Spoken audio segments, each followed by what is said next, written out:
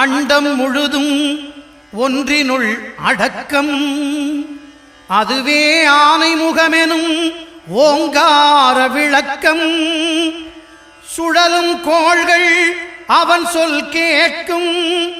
அவனை தொழுதால் போதும் நல்லதே நடக்கும். ஆனைமுகனை தொழுதால் நவக்கிரகங்களும் மகிழும்.